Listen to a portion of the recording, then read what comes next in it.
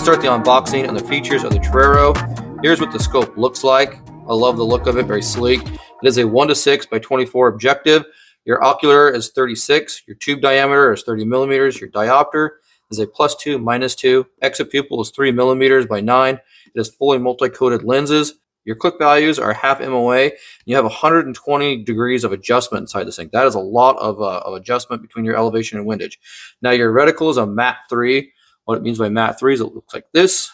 I like that reticle a lot. It has 6 brightness illuminations, 2032 battery, parallax set at 100 yards. Here's your field of view at 100 yards. I'm sure that's at your 1 power and your 6 power. Your eye relief is 100 millimeters. Now, I don't know what 100 millimeters is, so I looked it up. It is 3.9 inches or 4 inches. Your overall length is 10 inches long. Your weight here is 530 grams. Again, I don't know what 530 grams is, so I looked it up. It's 8.7 ounces. All right, so let's get this bad boy open and show you what it looks like.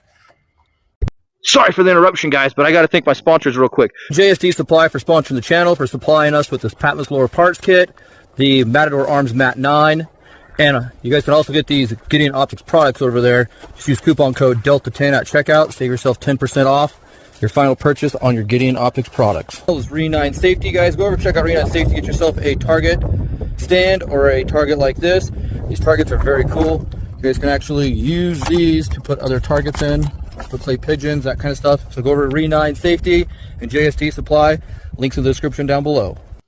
As you open this up, the presentation looks very nice. I like this a lot. The first thing I'm noticing right off the bat is they're giving you a 5-year warranty on this. Very nice. Goes over some of the information. I'm going to put it right there so you guys can see that. And remember, it is a 5-year warranty.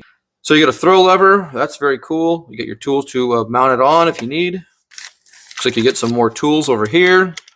And maybe a flash kill by the look of it. Let's go ahead and just open this up and see what we get.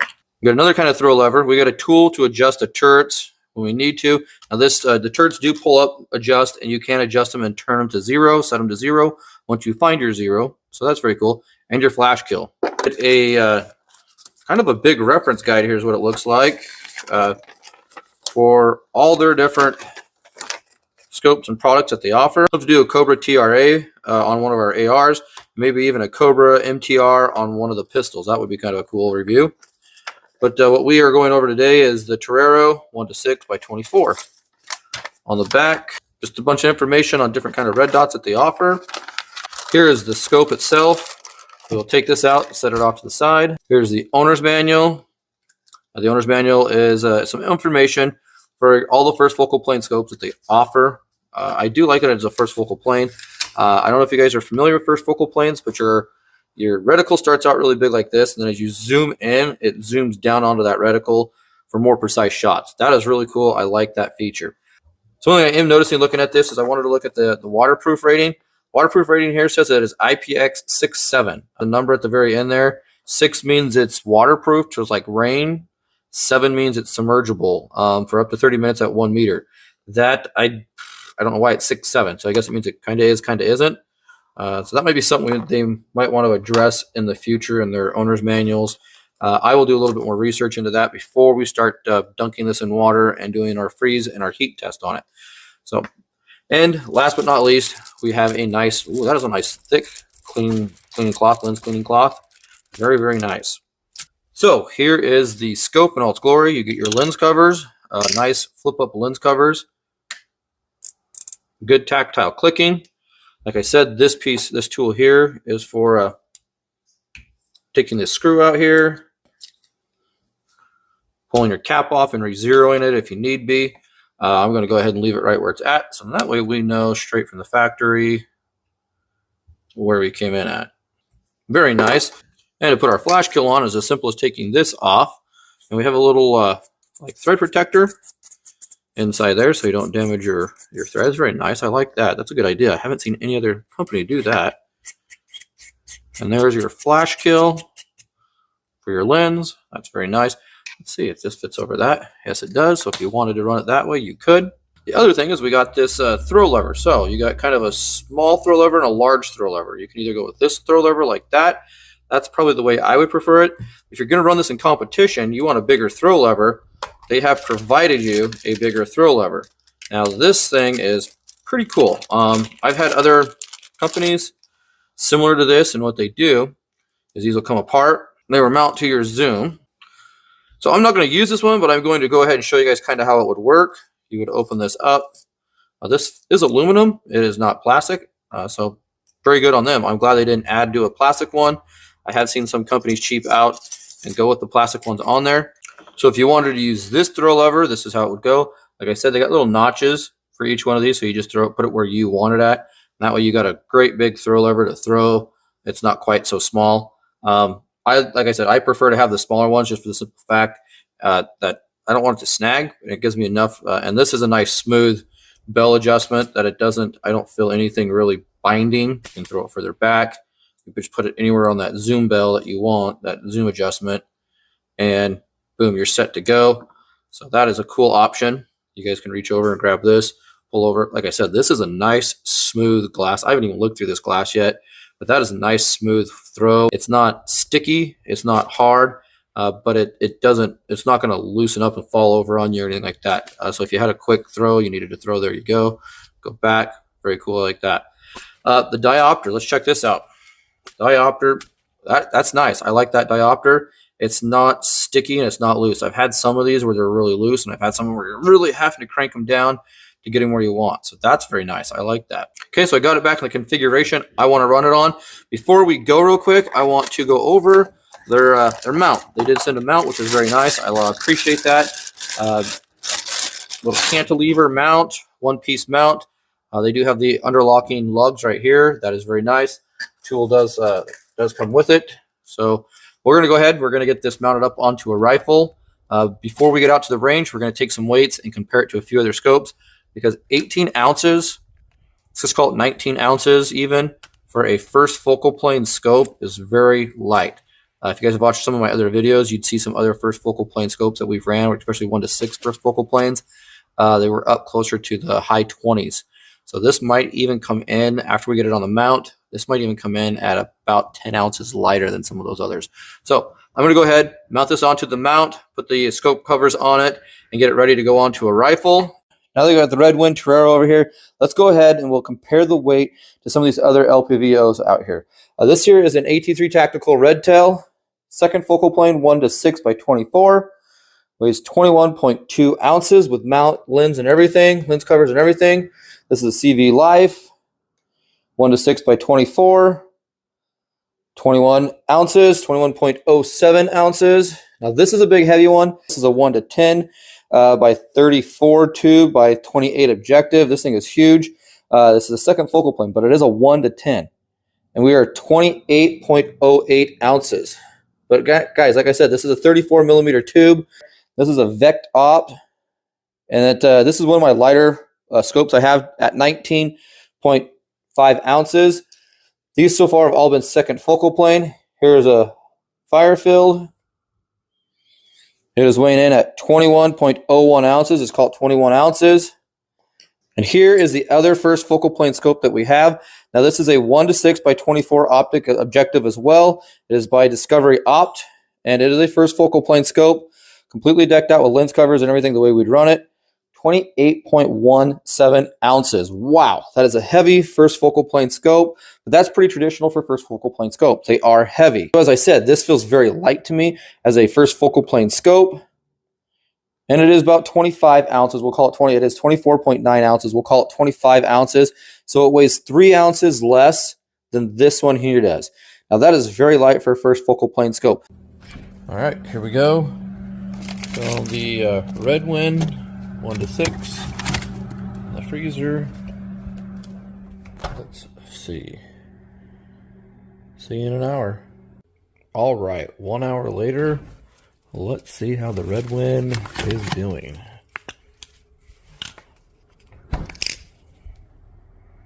Nice and frosty.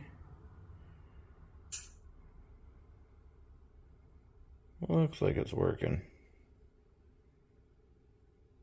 All right, let's go ahead and stick it in the oven.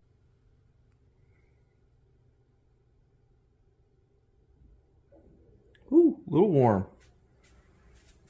All right, let's go ahead. We'll throw it on in. See how she does. See you in an hour.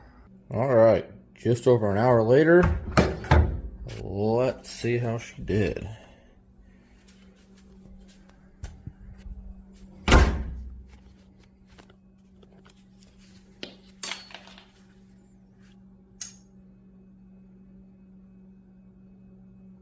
Still working. Let's get this mounted to a rifle, get up to the range, get it zeroed, see how she held up. That's what the reticle looks like and the glass looks like. Edge to edge clarity. I mean, that thing is amazing. There's no black around the edge. I wish I could get you guys, give me a second and I'll see if I can turn the illumination on. There's what your illumination looks like on. Right now it's cloudy outside, so it looks good. But I can tell you, if this was a bright sunny day and you're looking at something white, that's not gonna light up really bright, okay?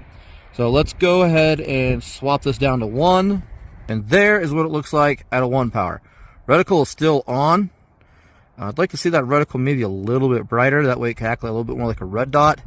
But it's doing well. I like the edge-to-edge clarity. They got the glass down, it looks like. But I don't think they got the illumination down. The illumination could probably be a little bit brighter.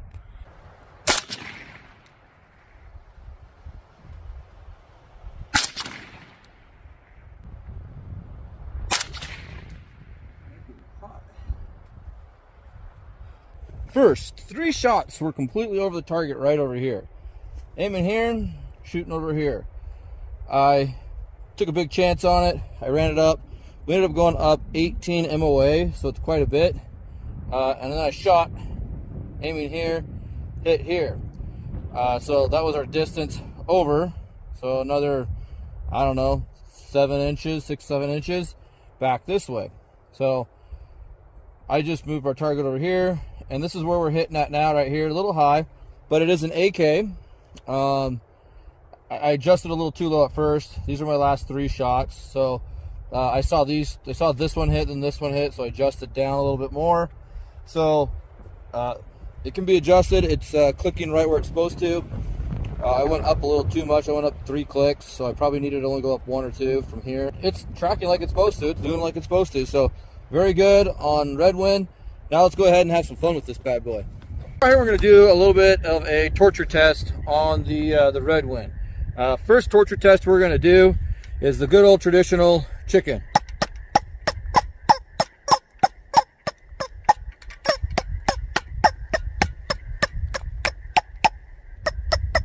All right, let's see if the Red Win held up to that. Pretty sure it did, but you never know.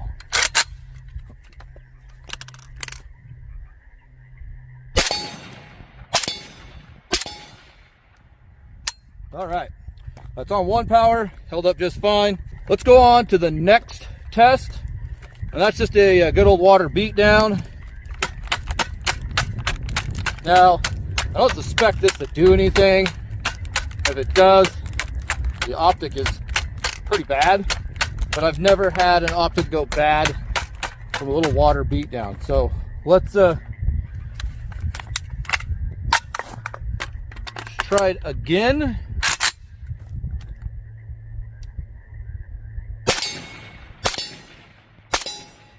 Again on 1 power. Gun's empty.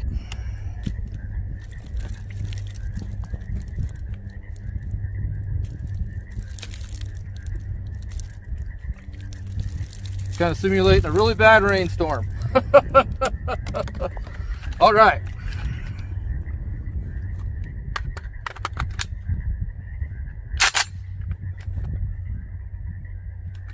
Well, one thing, the flash kill held some water in there.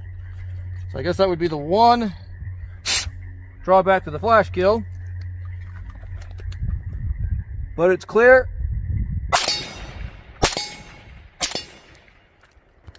No problem. All right. Let's go ahead and dry this thing out and have some fun.